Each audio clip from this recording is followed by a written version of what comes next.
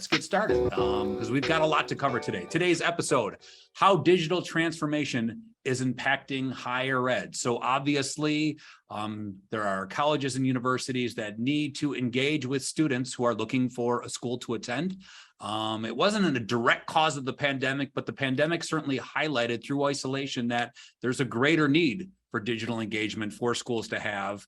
And because of that, Mongoose worked with Higher Ed Dive to develop a survey, which we received feedback from 150 higher ed leaders talking about their 2020 admissions outlook. That survey we are going to drop inside the chat. You may have gotten it when you registered and opened it up, but just in case you don't have it in front of you, Lexi is downloading, has the download link in our chat right there. So you can have that open to reference during today's discussion. Mike, why are we doing today's episode? Yeah, well, we're very fortunate to have two folks who are mentioned in the article. Yes. Amy Kilpatrick from Mongoose and Cassie Cunningham from the University of Akron. Do you know the mascot?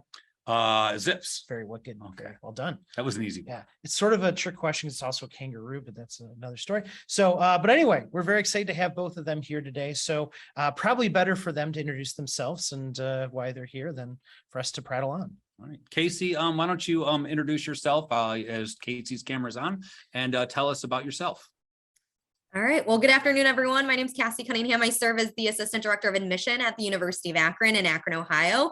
I'm excited to be here today and talk a little bit about the report that Mongoose included me on. I serve also as the Mongoose and Chat kind of guru in our office. So I'm kind of that project manager that stays in touch with my client success person on the cadence side, and then I also work with the chat side to create our playbooks and stay up to date on what is being deployed to our students on our website. So I kind of wear two hats in our office.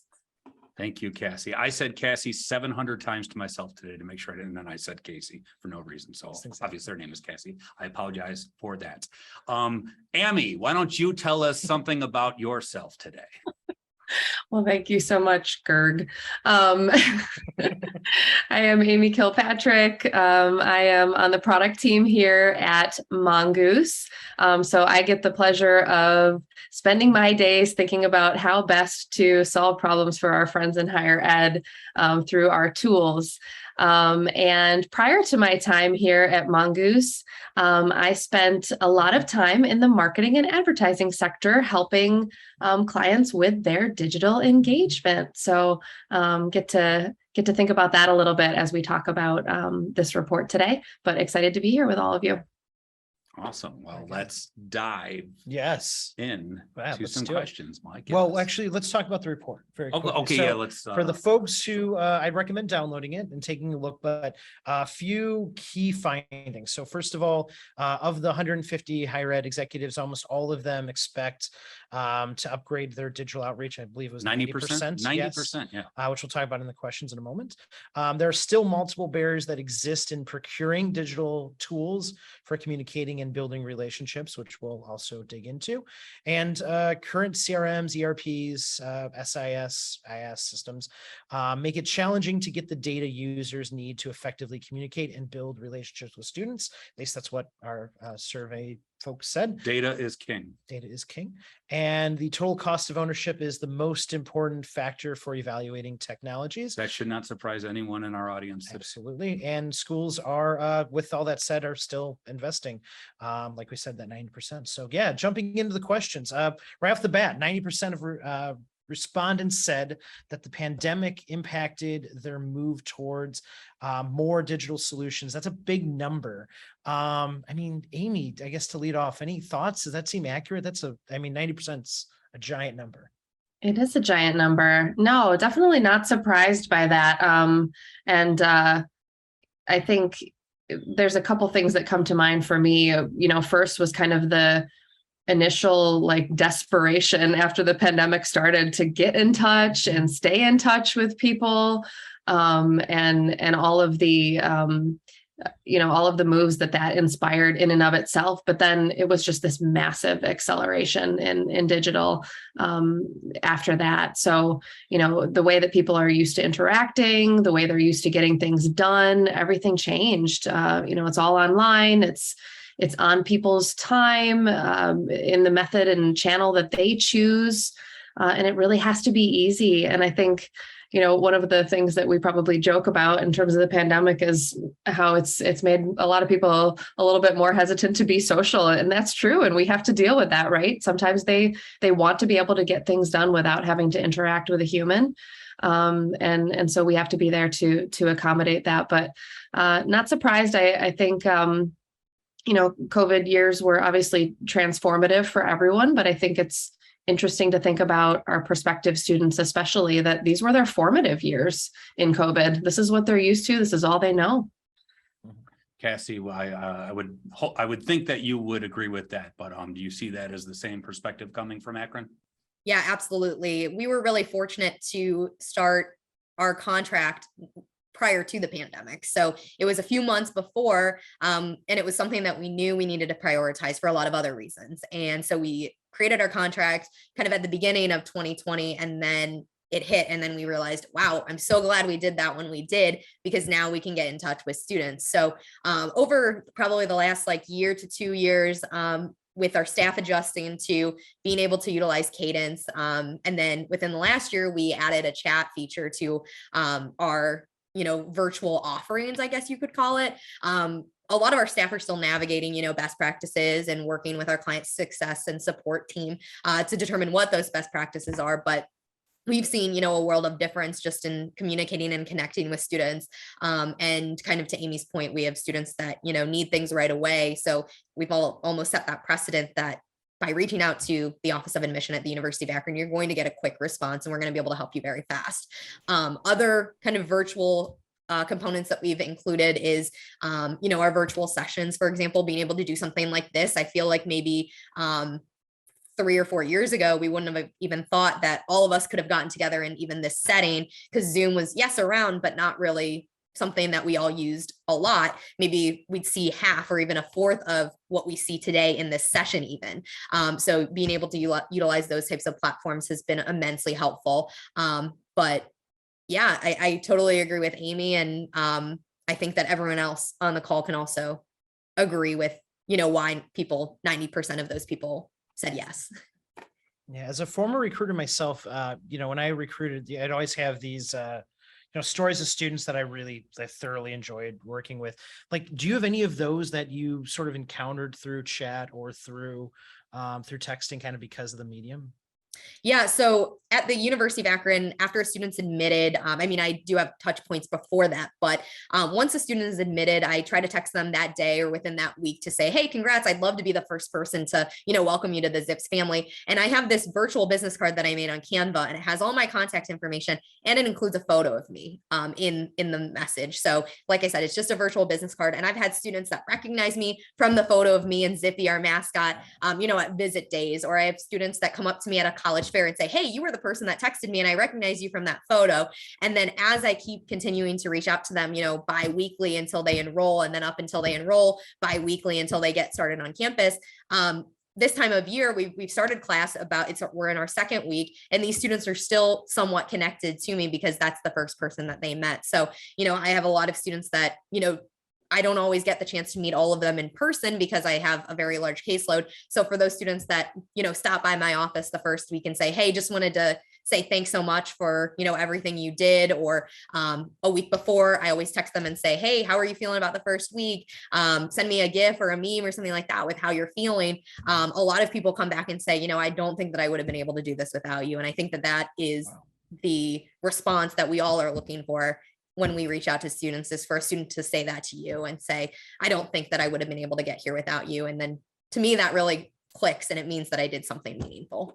Digital is a bridge. And just like we always say, using your tools in conjunction help make those tools more effective. Like, for instance, she's using text with email in conjunction for nudges and stuff like that. Digital is a bridge to actual human engagement, which still does exist for now, I guess. Don't be afraid to populate with questions as we go here. I know I repeat myself a lot, but I just want to make sure the folks that have just joined us know that this is an open conversation. If you have questions for Cassie or Amy or Mike or myself, please make sure that you make it known, and Lexi's going to be reading those in a little bit.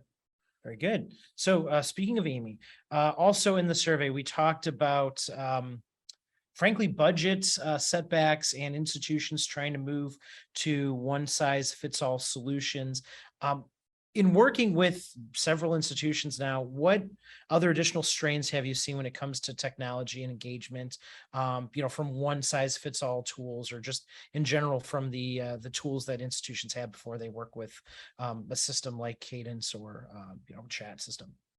Yeah, definitely. So, I think it is fair to say that belts are continuing to get tighter and tighter for most institutions. And I think what I have seen a lot too with my clients is that they have to advocate really strongly for their departments to get what they need.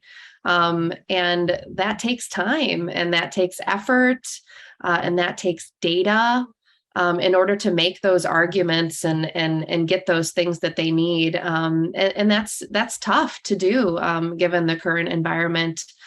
So that's definitely something that I have experienced through my clients. But I've also talked quite a bit with them about just kind of barriers to adopting new tools. Not only are our budgets tight, but timelines are really tight too. And sometimes there's not a lot of staff hours to do things. So, when you're understaffed, when you're a bit overwhelmed, taking that risk and trying a new tool or trying a new channel, not a lot of people have the appetite for that. They just kind of want to stick with what's working. So I think, what that really means to me is that, new tools that folks use need to be easy. The support really has to be kind of top notch, and they have to feel confident going into it that it's going to provide value and they're going to be able to show it. It's about getting buy-in and proving ROI. Maybe we'll get into that a little bit. I want to ask Cassie a question because another part of getting buy-in is recognizing what the issues are. So how could you enact change on your campus or help your team if you're not sure where the problems are? So let's talk about a website, the window to your institution that students and prospective students find. Cassie, talk about that. How do you find the cracks in the journey for a student from your website? Like, what are some of the things you can do to make sure that the channels and the website that you have to reach out to students are effective? Yeah, this is a great question because I think we as higher ed professionals, we work at our institution. I know how to navigate the University of Akron's website like to a T. And then when a student calls me and they're like, how do I get to this spot? I'm like, well, duh, it's like these three paths, like, it's on our website, the first thing, and then you go like to one more page. But then you're so humbled when you go to another school's website and you're like, oh my gosh, I don't know what I'm doing here. So I think that a lot of the times we include a lot of our current students in like little focus groups in terms when it comes to our website, where we, might ask them, hey, can you get to this page? Show me how you would get there, and then watch to see what they're doing, since it's kind of hard to get yourself in that perspective of a current student to try to find things on your website when you already know all the shorthands. So we often use a lot of our current students. We also have, some new first year students that work in our office. So I use them often for like a little focus group when I'm trying to, try new things with new students, but utilizing your resources that you have in your office is great. And depending on your relationship with your university communications and marketing team, sometimes those folks can do that back-end research for you, looking at keywords on your website, depending on maybe other things that live on your website, like maybe a chat bot or something like that. That can also help identify, locations and websites that students are having trouble finding or information on the website. I would say that's going to be the biggest thing that we've used is the analytics that we get back from the chatbot that lives on our website is figuring out what our students are looking for and why they can't find it anywhere other than our chatbot, and then using that data to help be a little bit more forward facing with that information. So hopefully our students don't need to come to that chatbot to find it, that it's somewhere on that website very obviously to be able to do that. So if you have a good relationship with your marketing team, they might be able to help you with that too, if they aren't already. Do you find that the student struggles come from not knowing the terminology, or maybe not knowing what area campus owns this particular thing? Like, what causes that? That's a good question. I think Yeah, I think that a lot of things that you mentioned can contribute to that. I work primarily with first generation college students.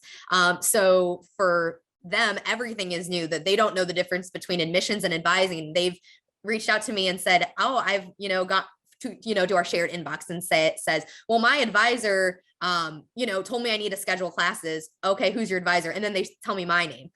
So it's like, I'm not your academic advisor, but I can totally see why you might think that I am. So, just the terminology in general, depending on your student population and the students that you serve, they might not know the difference between, those main categories to even start. And then not all websites look the same. So like I said, you might go to one school's website, figure out, where things are, but another school might call something completely different, where maybe an academic advisor is called, a academic coach or something like that. So I think the inconsistencies sometimes in higher ed across institutions can cause a lot of confusion for students, even if they aren't first gen.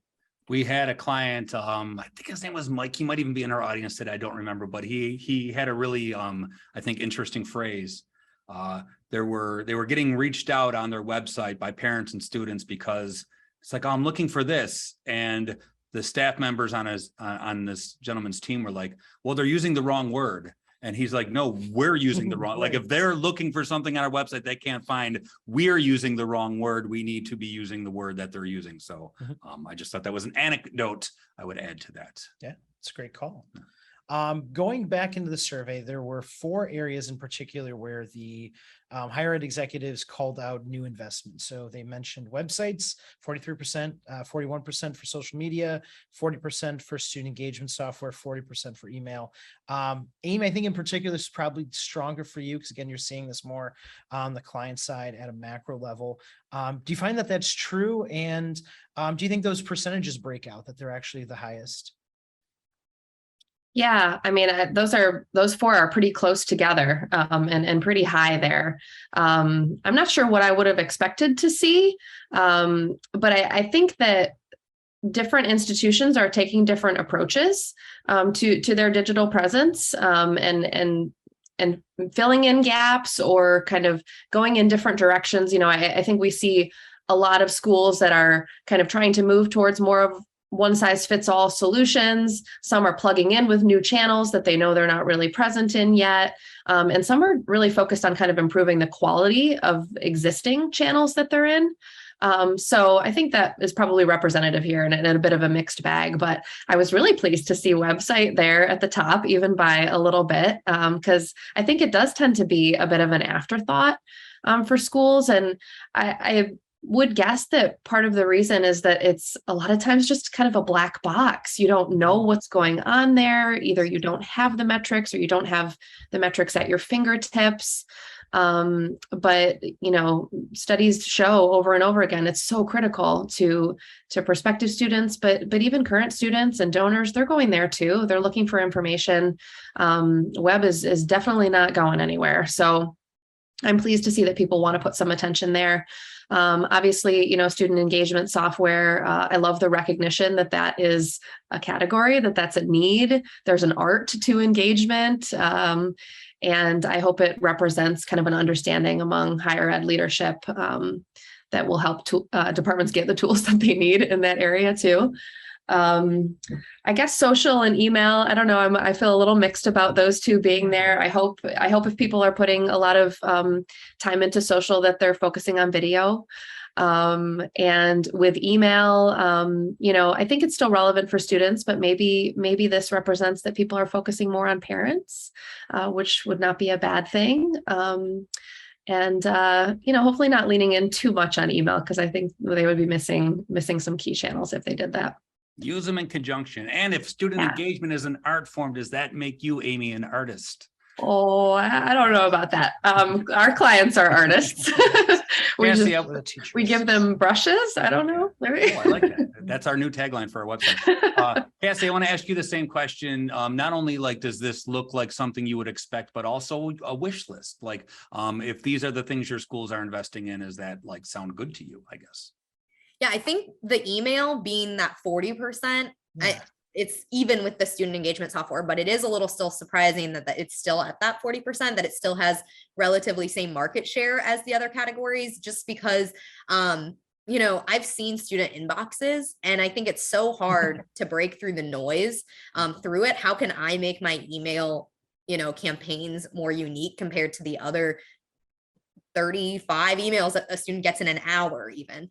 And there's a lot of other platforms and services and vendors that, you know, will say that by investing in them, they're going to be able to help you break through that. But I just find that students in this generation, you know, Z area, I just don't know how often they're checking emails. And I'm not sure if that's still the best way to reach them. I don't think that we can sit by and not invest in those channels. I certainly think that you still have to, but yeah, I mean, on my personal email, yeah, my work email, I'm checking all the time, every single day. But my personal email, I go like, you know, hours, I go a few days without checking that. So I can only imagine what a 17, 18-year-old's inbox looks like. I mean, they leave thousands of text messages in their iMessage, you know, thing on their home screen. Like I've seen some of those people where I'm like, how can you even think when you have, you know, 5,000 unread text messages, much less, you know, the mail bubble that has, you know, thousands there. So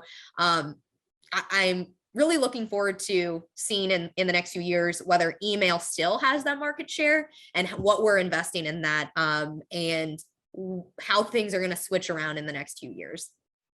Bunch of special offers on avocado toast. There you go. Sitting in the inbox. Do you think it's driven by parental engagement maybe?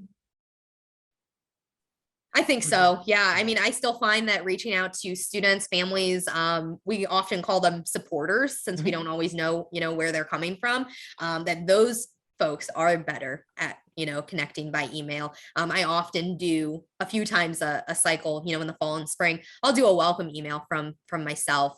We do a lot of automated emails, but I still rely a lot on mail merge just due to, you know, a variety of Gmail promotion issues, junk folders, things like that. I just want to make sure that my messages are going to the right places. So I do a lot of mail merge messages to any, you know, second party person that we have that we've collected through the applications. And, you know, I might send an email to 5,000 students and I get like, you know, 10 responses. And I'm like, okay, I think I did pretty well on that because that was more than I thought. But then when I email that second group of people, maybe the family or supporters or a school counselor that's, you know, helping the student through it, you know, then I'm like looking at maybe a 25% response rate. So yeah, certainly those people are definitely checking.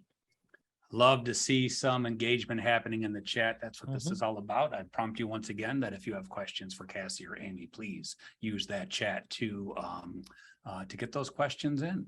Mike, you have one ready? Yeah, let's do it. Okay. If you're an institution that's nervous about your website, your digital presence, what do you do to measure the effectiveness? So Cassie, you mentioned talking to current students. Any other suggestions you'd recommend?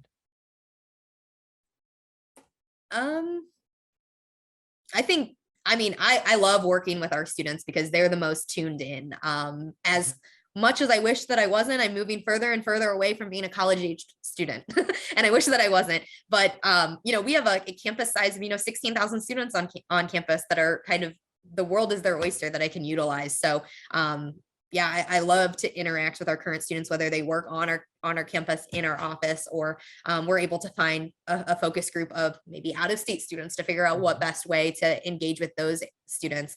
And then we often work with faculty too sometimes because they also are parents of students going through that process. And now we're getting to the point where some of my colleagues have kids that are old enough to go to college. So yeah, utilizing them as, you know, families and parents and supporters, and getting kind of an inside view on what their needs are and how they've shifted as a parent or a family member of a prospective student versus an administrator in that position. Some of their priorities seem to shift. How do you separate that messaging? Do you, or do you just try and keep it all encompassing? Like when you're targeting, you know, sometimes when you're talking to a student, you're actually talking to a parent. Yeah. So talk about your strategy a little bit about that. I know it's not the subject matter, but like we go everywhere. So we do. What do you think? I think that there's some things that families care a little bit more about than students. Like I think students really like the campus life experience. They want to know about what types of ways to get involved. Maybe they want to know about athletics. They might want to know about, job placement outcomes. I know a lot of students are more focused this time around on how can I get out of school with the least amount of debt, things like that.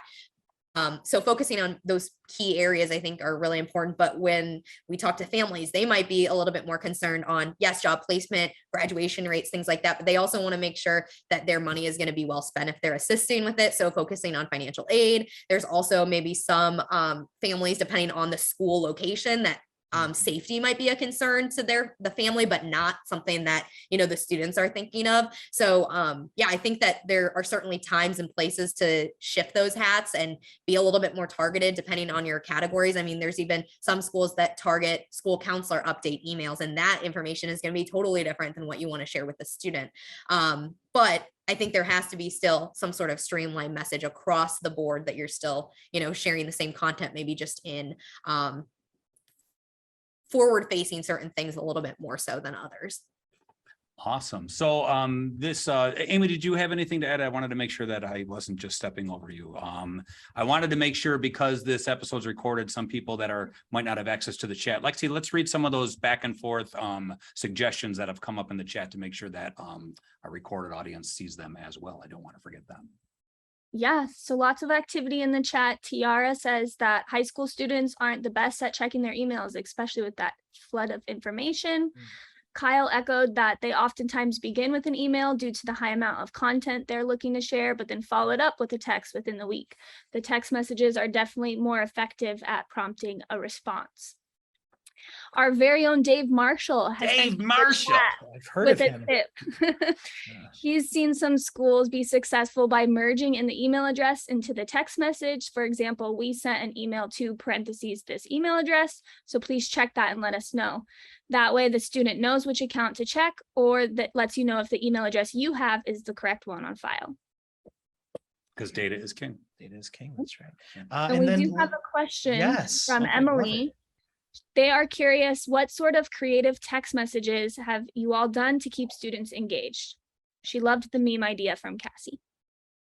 Awesome. So we got a good idea from Cassie. If she had another one, she'd be, more than welcome to share it here, putting Cassie on the spot.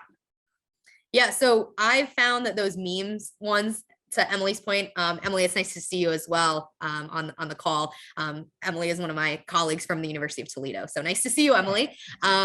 Yes, about 2 weeks ago, I sent a message out to, gauge and get a temperature check of how students were feeling as the semester approached, to figure out maybe, is there any students that I need to step in and say, are they at risk for melting this summer, things like that. But I just said, hey, like, so excited to have you on campus in 2 weeks. Please send me like a meme, a GIF, or an emoji, or whatever you feel comfortable with, describing how you feel. So then depending on those responses, I was kind of able to help field and that temperature where I felt like I needed to reply. So, if a student, I had a few that sent back things like, what was it, like one of those SNL skits of one of the ants, and it was like Kristen Wiig, and she was like, ugh. So I was like, well, I can tell that you're excited, but you also are a little bit nervous. And then I had some people that said, they sent like that emoji. I had some people that sent immediately like raise the roof gifts and stuff. So it was just like, I kind of knew how to respond to those students. And sometimes I even got responses from students that never texted me back before, because it was so simple to just do that. I think also, if you're not using smart messages, that's a great way to save your staff members time and energy, by being able to say, during on May 1, you send out a text message saying, hey, are you still, interested in Mongoose University? We'd love to have you join in the fall. Please reply yes or no. And then the only people maybe you're fielding are people that said something outside of yes or no. So that way you can quickly utilize your resources and say, okay, anyone who says yes, I want to send them the confirmation or the enrollment fee or the deposit link. Anyone that said no, maybe I want to ask, oh, did you make other plans? What are they? And then you can really utilize the people that, respond back or something like that. So smart messages have been great. I know one thing that I totally understand why we can't do it, but sending links is sometimes really difficult because it gets flagged by those carriers. So we've found, again, kind of going back to the business card example, creating a graphic, whether you have someone in your office or on your team or someone in the university communications and marketing team, to be able to create some nice like graphic that might be similar to something you posted on social media about maybe the application or a visit on campus or something like that, or the confirmation link. To be able to put all that extra information in a graphic or an image that you attach to it, you get almost an extra 306 characters that you don't get when you're texting. So you can relay that information or put a QR code or something like that. So those are the big things that we've found have been really helpful, is to utilize the smart messages and also utilize, using an external Canva or something like that to create a graphic for your images to share more information. That's it. Just a laundry list of really great ideas. Yes. Just, put her on the spot. And Just- in chat too, if folks have other ideas and they don't mind sharing those, obviously don't share secret sauces if you don't want to from your institution. everyone here's but- from Ohio, so they're all in direct Sorry. competition with Yeah, each other. So. exactly. Yeah. But yeah, if you have ideas in the chat, please drop those in there. Nicole also asked, I think this is a great follow-up question. Do you approach texting traditional students differently than how you would approach non-traditional, i.e. adult and online students? I definitely know time of day can matter a lot when, texting non-traditional students, but if Amy or Cassie had anything to add to this, take it away. So at the University of Akron, I just specifically work with traditional first year students. So students who are coming right out of high school in the last 2 graduation cycles. So I don't have any experience with adult or online or transfer students. We actually have another department that works with them, but they do utilize texting services. And I would say that they are a lot more blunt and maybe not as flowery sometimes, because adult students might, not care about all of those types of things. They just want to know, how can I get in? How can I get out? When is orientation? When are all these things? With transfer students, their main concern is, will my classes transfer? Yes or no? If it's a no, I'm going to look somewhere else. So I think that sometimes you can be a little bit more, point blank with those students, but also, you get text messages a lot later at night from them. But I also wake up, with 15 text messages the next morning from students that, from high school that think it's okay to text me at 12:30 at night too. So I'm sure we all have seen that as well. I want to get Amy back in the conversation and also go back and reference the survey that we had posted a link for you to download and kind of base the episode off of. Just to get Amy back into it, one of the frustrations that was mentioned in the survey could be problems with CRMs. And, that's been mentioned before. Sometimes certain platforms and systems don't play well with the CRMs. Amy, what advice do you have for institutions that have that same problem in terms of like getting additional bolt-on services to make everyone play nicely, I guess, in the sandbox? Yeah, definitely. So I think, CRMs are certainly trying to extend their capabilities, and that's really wonderful for a lot of institutions that are trying to do the same. I think it's, some of our clients have certainly seen that they really need to focus on what the CRMs are best at. And, that is, of course, it's the data management. So taking advantage of all the services that your CRMs have to offer in terms of data management, cleanup, data analysis, reporting, like absolutely go for it. That is what they're great at. We've talked a little bit about email. To me, that makes a lot of sense as well in relation to your CRMs, because that's where that data is stored. And kind of allows you to take the most advantage of those segmentations and stuff of your data. But I think where some of our clients have seen those CRMs fall short is in the relationship building aspect, and building those personal connections. It's just so nuanced that they may have tried some of those services and ended up feeling like they needed a little shot in the arm with what those tools offer. So that's definitely been our experience that I would share in relation to the CRMs. So Mike, you recognize the need for new tools. You get the proper showing of ROI to convince the stakeholders that make decisions that we need this new tool. We're going to institute this new tool. We go through everything. We have this new tool to use.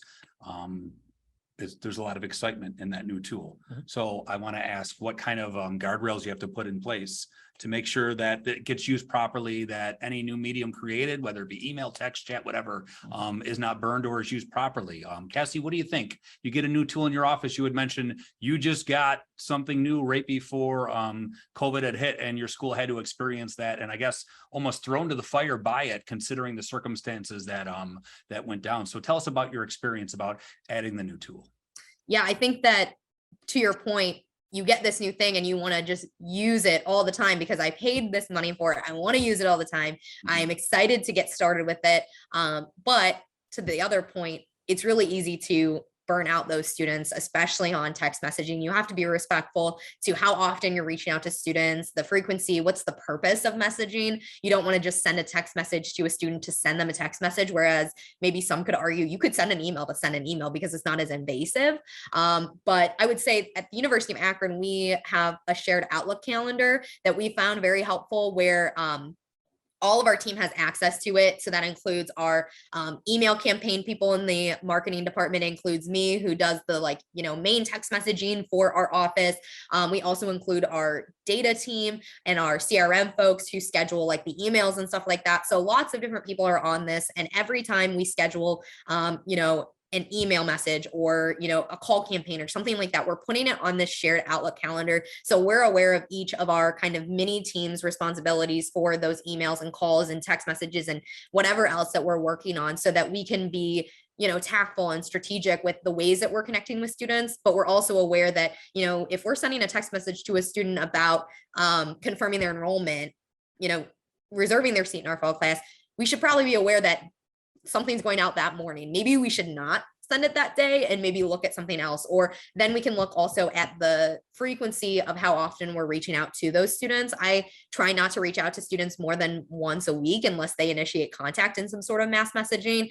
Personally, for me, I find that bi-weekly outreach to my admitted students and my matriculated students is best.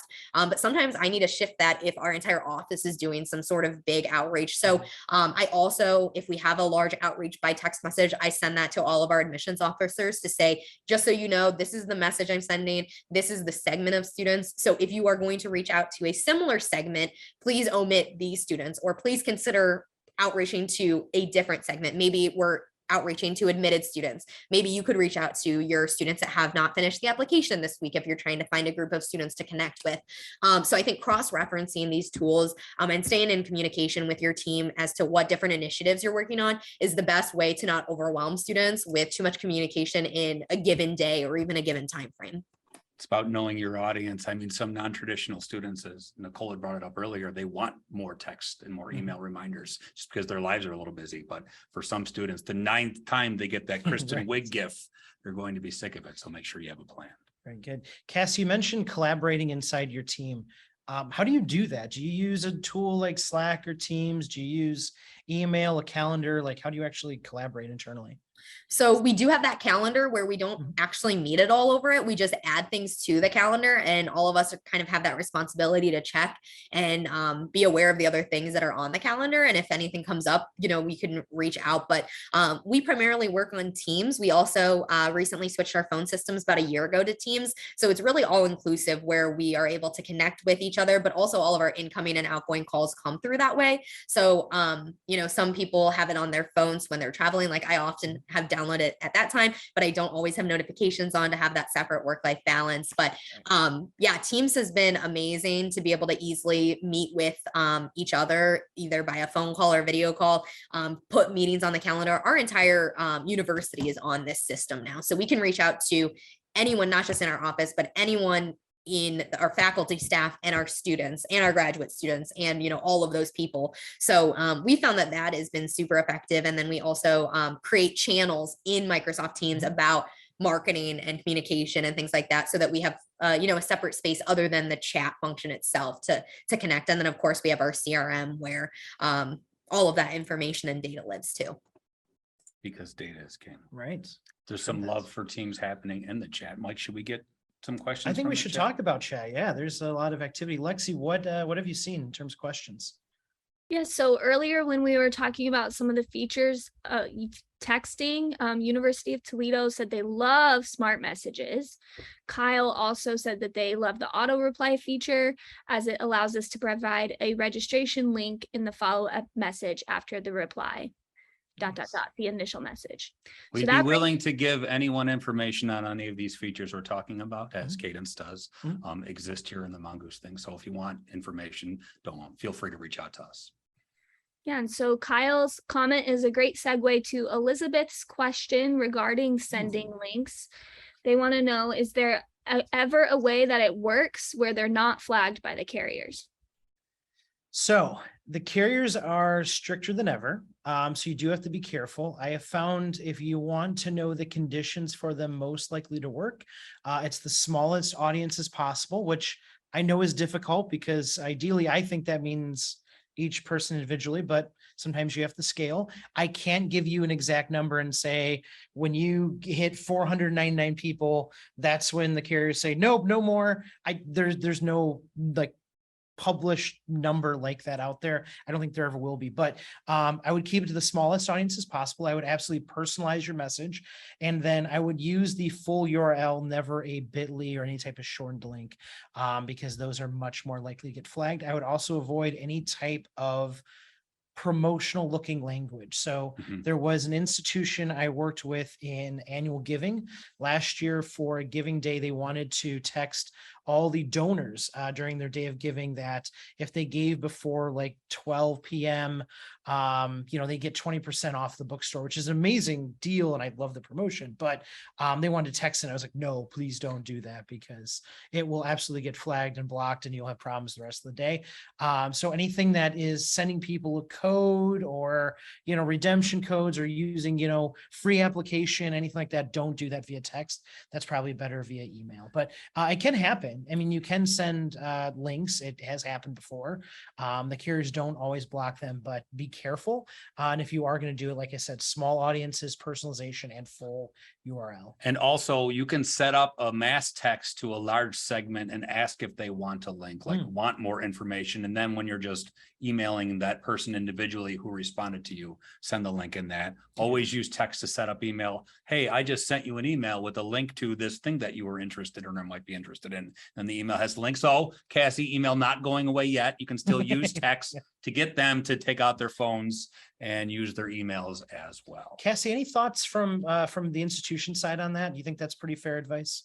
Yeah, definitely. I think to my earlier point, the graphics, if you have access to make them, that those have, been a world of difference. We also have a really great relationship with our communications team. So it's pretty easy for me to just reach out to them. And maybe I want to push them to a link that's like uakron.edu/ like a bunch of letters or something like that, or a string that's like, this long. And I'm like, I don't know how to include that even in a short text message to a student, because now 75% of my characters are eaten up with this link. So they've been gracious and able to, if I send them the link and say, hey, I want to send this link, they'll change the shorthand link to uakron.edu/ like what to bring. Like maybe I was trying to share that link with students about what to and not to bring for move-in. They've been able to shorten that link to something easier. So I can put in the graphic uakron.edu/ move-in or something like that. So that's been really helpful. But again, I typically do not ever send any messages in a mass format with a link. I do it one-on-one with students. And I'm not sure, maybe Greg and Mike can confirm. I've done this before, but I don't know if I was allowed to in terms of carrier restrictions, but we have used smart messages in the past to encourage participation in like a group visit event, for example, to say, hey, we're hosting this fall visit day. Would you like to register to attend? If they say yes, then it sends them to the registration link and I send that to them. And if no, it says, oh, like, sorry, you can't attend. We hope to see you on campus again. I don't know if that's considered mass text messaging because it would be in response to an initiated message, but we've done that before on like a handful of occasions. How dare you? No, that the FCC is circling the University of Akron. They're coming to Ohio. That is, once you have engagement, a link is not going to be flagged as much. It's when you're first outreach to a mass group of people. That's when you're at most danger of the blockage. Exactly. Well, let's talk about chatting, Mike. Like, yes. We have Amy here. She's an expert on the platform. I believe we have a question for Amy on chatting. So over half the respondents said that they would pursue web web chat or chatbots in 22. So what do you think are the best use cases for using chatbots and using live chat? Yeah, well, I mean, all higher ed audiences use the website. Everybody wants better service. Everybody expects really awesome digital experiences. But everybody is probably not the answer that you're looking for from me. So if I had to pick, I think, for our prospective student audiences, one of the great use cases for chat and chatbots is identifying the stealth prospective students. We talked about the website being kind of a black box, and it's a black box in terms of, what's going on there, but it's also a black box in terms of who is visiting. And so you no doubt have a lot of prospective students who are there on your website and they never say anything. They never raise their hand. And so if you can greet them with a chatbot and start that conversation, put them at ease, maybe capture a little bit of their info through the bot, that is absolutely huge, just starting that connection. But I think the other one that comes to mind for me is your current students. I think a lot of schools are really struggling to make those connections with their students and make sure they know about the resources and services that are available to them. And they're on your website too. They're looking around for things. They're confused sometimes too about where they should go. And so having a chat bot there to direct them around, to get them connected, to show them that you care, I think is another really, really key spot that chat can help. And Cassie, we say this a lot. Amy says this a lot. And I want to know if you agree with it. Colleges often aren't competing against just other colleges for prospective students, or even, just their list of tasks. Students are used to the experiences they get from every brand that they interact with, and your school has to keep up with that. That's pretty daunting. Would you not agree with any tool that you use? For sure. Yeah.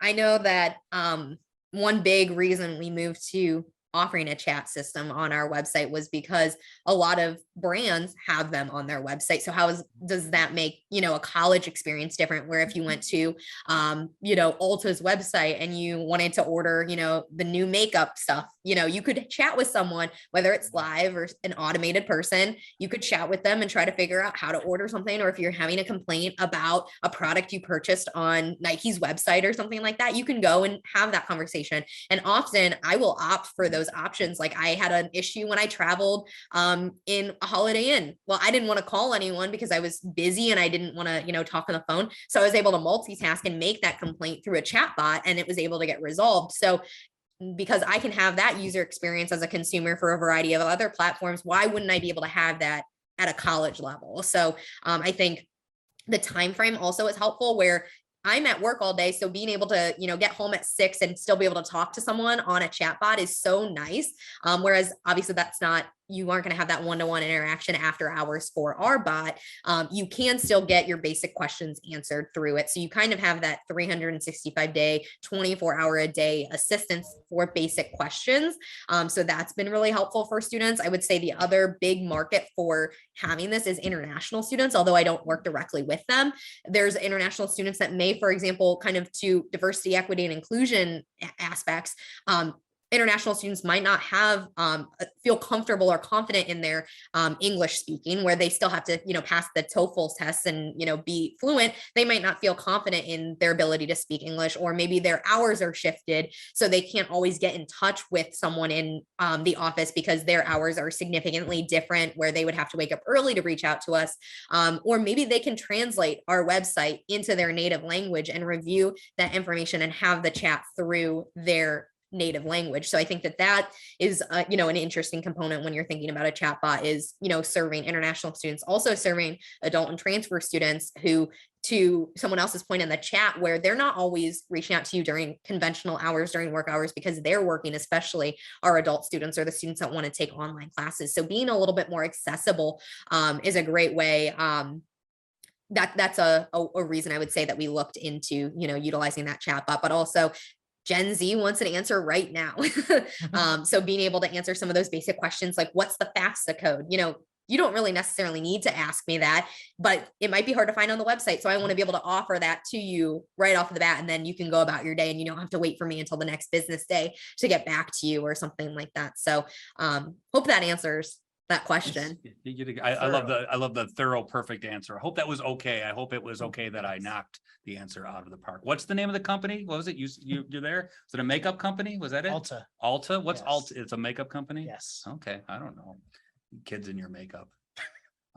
Mike, we still have a little bit of time for questions. If people want to populate the chat with that or come on and ask a question, we welcome that. But I want to make sure that we get the key takeaways that everyone came here for from our guest, right? Yes. All right. So Amy, why don't we start with your thoughts? Like what if folks who are watching, if you want them to leave with like 3 thoughts, what would those be? This is the lasting impression they'll have of you, Amy. So don't blow it. Oh, no pressure.